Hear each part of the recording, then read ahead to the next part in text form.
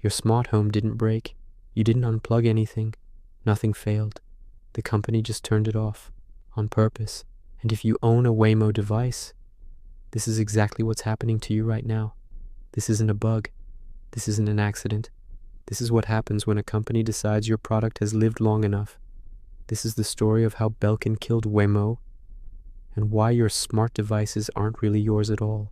Wemo was supposed to be simple. Smart plugs, smart switches, no subscription, no complicated setup. Just plug it in and control your home from your phone.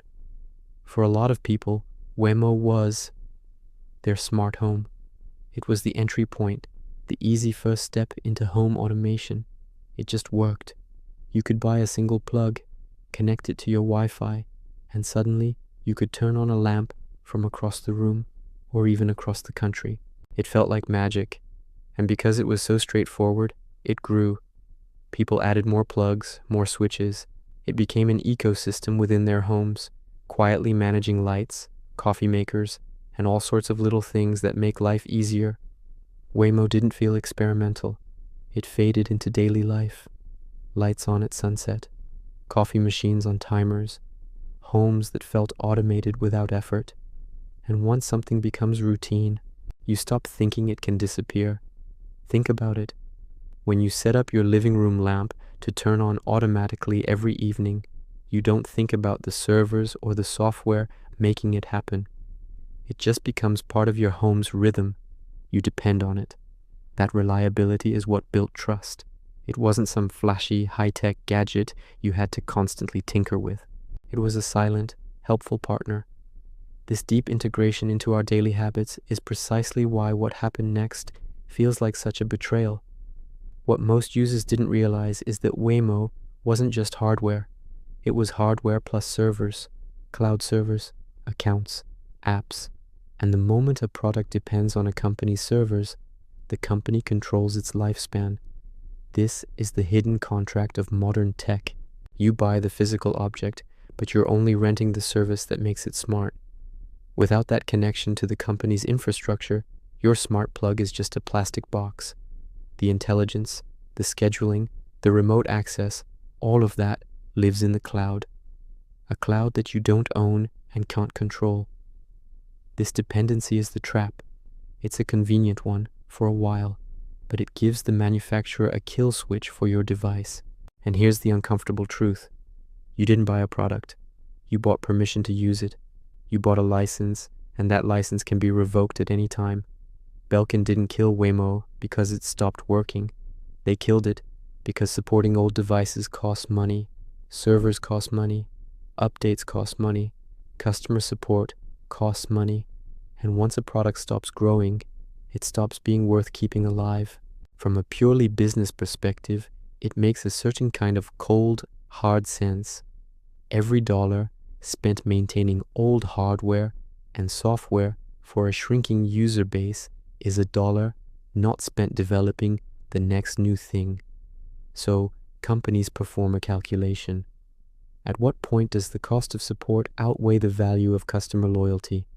For early Wemo users, Belkin decided that time was up. The financial incentive was to cut their losses and focus on newer, more profitable products. When support ends, features break, apps stop updating, integrations fail, and eventually, the smart part disappears. The hardware might still be plugged in, but the intelligence is gone. It doesn't happen all at once. First, maybe the app gets a bit buggy. Then, it won't connect to your Google Home or Alexa anymore. Eventually, the app itself might stop working on newer phones, or the servers that handle your schedules are shut down completely.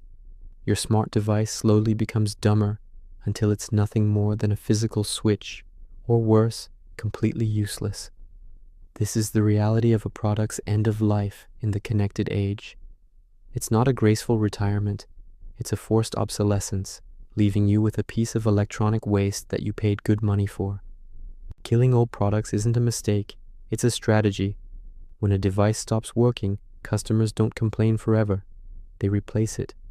And every replacement resets the profit cycle. That's the real upgrade path.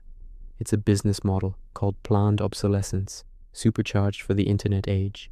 Why sell someone a product that lasts a decade when you can sell them a service-dependent product that you can disable in 3 years, forcing them to buy the new version? It creates a recurring revenue stream, or at the very least, a predictable replacement cycle. The goal isn't to make products that last, it's to make products that get replaced.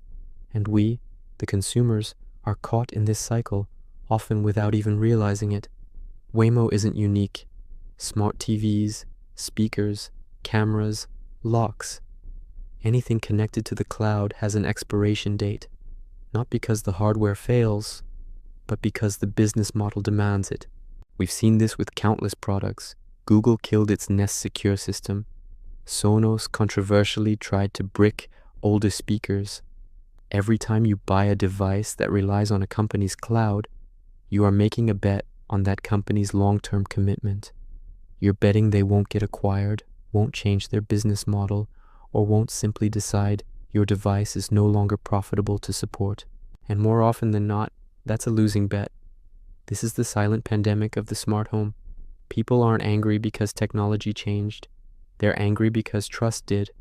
They bought devices expecting longevity and got a timer instead. When a company can remotely decide your product is done, ownership stops meaning anything. The anger isn't about a $20 smart plug. It's about the principle. We furnish our homes with these things. We build routines around them. We trust them to work. And when that trust is broken, it feels personal. It feels like the company reached into our home and flicked a switch, not on a lamp, but on our sense of ownership and security. It changes the relationship from one of a customer and a product to something more like a landlord and a tenant. Belkin didn't just kill Wemo. They showed what the future of smart devices looks like: temporary ownership, permanent dependence, and a quiet shutdown when the math stops working. This case is a perfect and painful illustration of the risks we accept when we let cloud-dependent technology into our lives. It sets a precedent. What happens when it's not just your smart plug, but your smart refrigerator, your smart door lock, or even your car that gets its support ended? We are trading long-term ownership for short-term convenience, and companies are proving they will exploit that trade-off. Knowing what you know now, would you ever trust a cloud-connected device again? If this made you think twice, leave a like, drop a comment with your thoughts, and subscribe for more content that questions the tech in our lives. Thanks for watching.